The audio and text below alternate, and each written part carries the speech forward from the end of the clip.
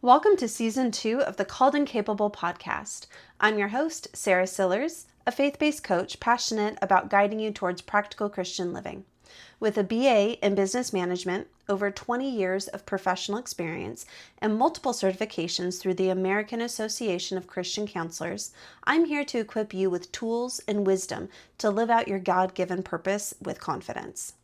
This season, we're diving into practical Christian living, offering actionable insights, heartfelt conversations, and biblical encouragement to help you navigate life's challenges while staying rooted in faith.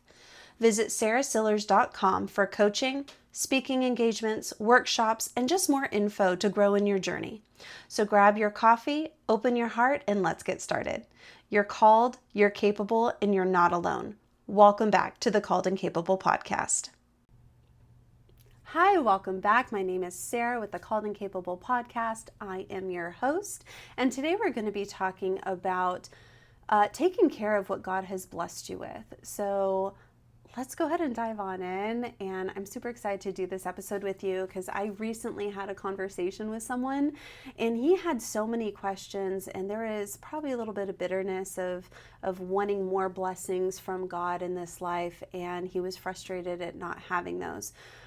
So let's go ahead and dive in and get to it.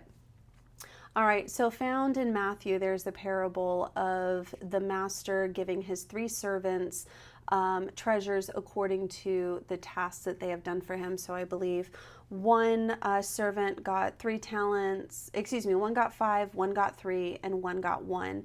And anyways, long story short, spoiler alert, the first one ended up investing it, and he ended up getting 2 times back. I think it was a total of 20 talents.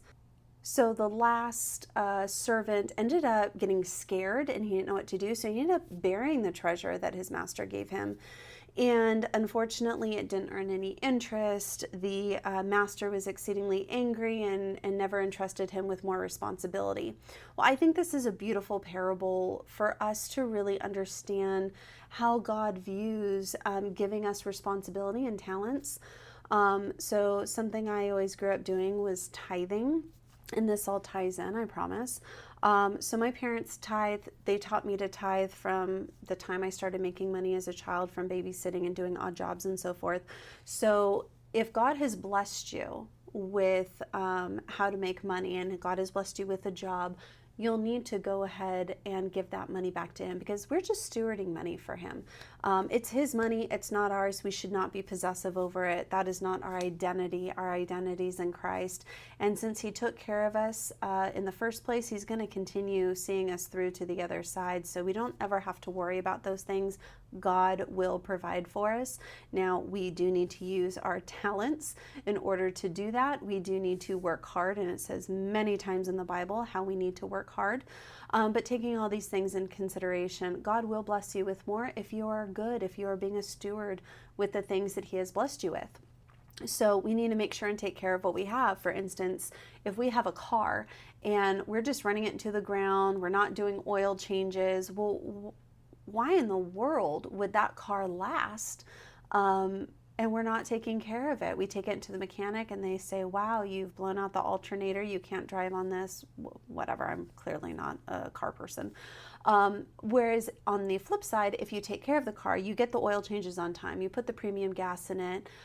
You can wash it and clean it up so rust doesn't build up.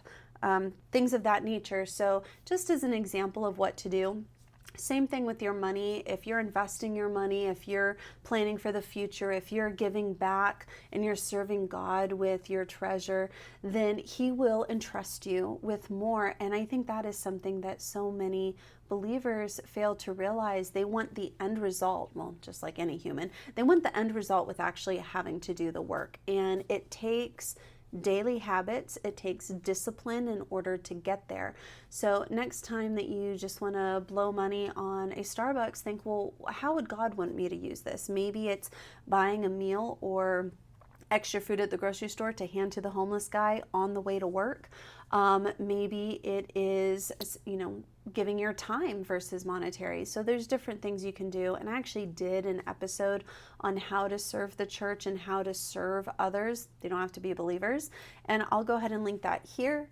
I'll also put it in the description below. If you're listening, then you can click on that. Or even if you're watching, you can just go to the description if you'd like.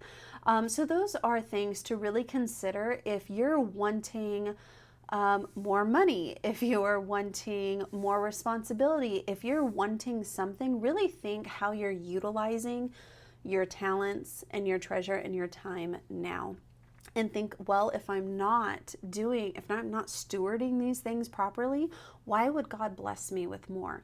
So I really challenge you to do some self-searching there and to pray about these three things, because you'll want to get on the same page with God. And if He is renewing your heart and your mind, as we as Christians should be doing on a daily basis, maybe these are one of the things that you need to stop and evaluate. So please go ahead and comment below. I'd love to hear your feedback.